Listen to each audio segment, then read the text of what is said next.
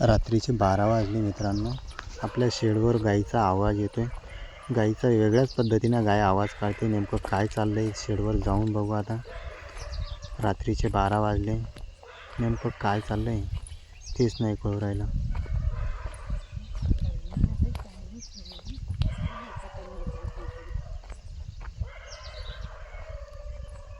अरे बापरे, आपल्या गाईने तो वासरू दिला.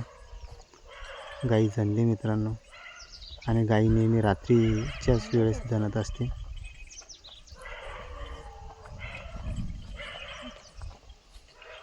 शेतकऱ्याचं असंच असतं मित्रांनो. रात्री 12-1 वाजेला कधी पण ते घरातून बाहेर निघावं लागतं आणि बाहेर जास्त ध्यान ठेवावं लागतं. चला आता काय करायचं याला. तुम्हाला टाईम पण दाखवते मी किती झाले. हे फोनचा लॉक नाही यार. हे पहा 12:26 झाले मित्रांनो. आणि रात्रीच्या वेळेस ही गाय जनली. आता हिला घराकडे न्यावं लागेल. कारण इथं कुत्र्यांचा पण खूप त्रास आहे. कुत्रे रात्रीचे जार वगैरे तोडू शकतात आणि वासराला पण इजा पोहोचवू शकतात. त्याच्यामुळे आता अशा गाई सोडते. गाठ सुटत नाही वाटतं. पक्की झाली आहे जास्त. सोडली का गाठ? नाही सुटत. गाई पण वासराचं जास्त काम लागते. सुटते की नाही गाठ? नाही सुटू राहिली. चला आपण प्रयत्न करून पाहू गाठ सोडण्यात. एवढी जाम कशी काय झाली गाठ? सुटत नाही. दाताने सोडावं लागते. ठीक आहे. आता शेतकऱ्याचं असं असतं. जे हाताने होते दाताने करावं लागतं.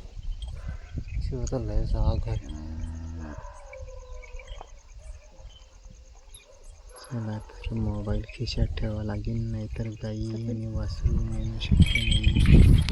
अशा प्रकारे घराकडे नेण्याचा पण त्याला घेतलं होतं कॅमेरा बंदच करावा लागेल. मी पण प्रयत्न करतो गायला पुढे ढकलण्याचा.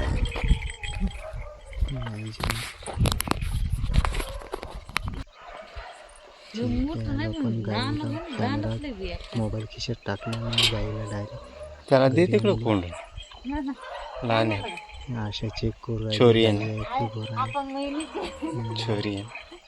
वासरी आहे वाटतं.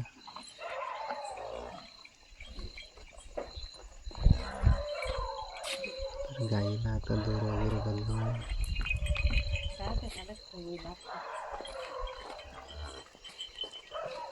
खूप सुंदर वासरू झालं मित्रांनो.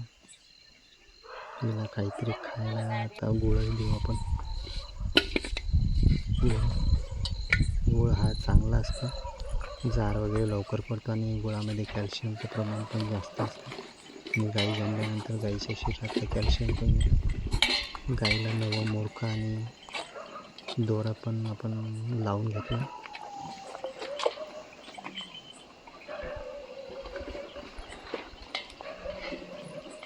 गाई गुळ खाते. गुळ हा गाई जाणल्या गुळ चारणं अतिउत्तम असतं. गुळ हा शरीरातला घाण पण लवकर बाहेर फेकतो आणि थकवा पण कमी जाणवतो गुळामुळं. गाई अशक्त बनत नाही. तर कोणत्याही पाळीव प्राण्यांना पण जन्मल्यानंतर गुळ देऊ शकतो. गाई, म्हैस, बकरी, शेळी, मेंढी प्रत्येक जनावराला गुळ देणं हे आवश्यक असतं. आणि मेडिकलमधून आपण कॅल्शियम आणि ग्लुकोज हे वगैरे नंतर आणू. पण आपल्या घरी सध्या जे उपलब्ध असतं गाय गुळ हेच चांगलं असतं देणं. आणि बघा मित्रांनो, रात्रीचे 12-1 वाजता आहे. आता रात्रभर याच्यासोबत जागच राहावं लागेल. कारण याला आपण बांधू पण शकत नाही आणि याला एवढं नॉलेज नाही की इथं आपल्या आईजवळच राहायचं. हे कुठं पण भरकटू शकतं. एक रात्रभर याच्यासाठी आपण जागरण करावंच लागेल. आपल्याकडे सुविधा पण खूप कमी आहेत. ते शेड वगैरे नाही. त्याला मी दूध पाजण्याचा प्रयत्न करतो. घाण आहे पण खूप सडांना आता त्याला धुवून घ्यावं माझ्या मते चांगल्या पद्धतीने आपण एकदम टाकू. बकेट काही सापडली नाही कारण बाकीचं सगळं शेडवरती आहे. तर इकडे मोठं पातेलं होतं, पातेल्यात पाणी पण होतं, तेच घेतलं. स्वच्छ सडा धुवून घेऊ म्हणजे जेणेकरून वासराचा पोटात घाण वगैरे जाणार नाही आणि त्याला वास नाही येणार. तो ऑटोमॅटिक पिण्याचा प्रयत्न करेन.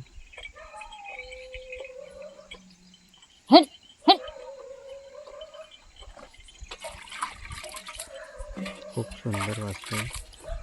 चला आता याला आपण पाजू.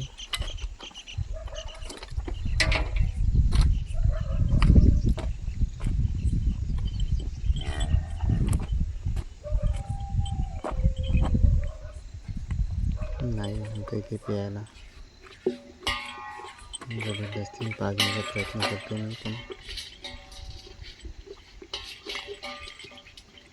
वाटतं पेते थोडं थोडं. त्याला अजून एवढं नॉलेज नाही कसं प्यायचं.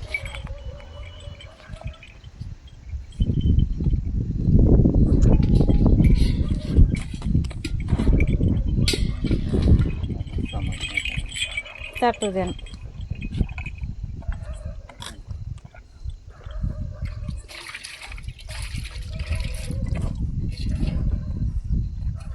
खूप आनंदाचा क्षण आहे आमच्यासाठी. रात्री 12 वाजता उठावं लागतं याचं दुःख नाही आहे. आमच्या गाईने सुखरूप डिलिव्हरी झाली याचा खूप आनंद आहे. कुठलाही त्रास नाही. अशी चांगली डिलिव्हरी होण्यासाठी गाभण अवस्थेमध्ये एक चांगलं नियोजन घेणं गरजेचं असतं.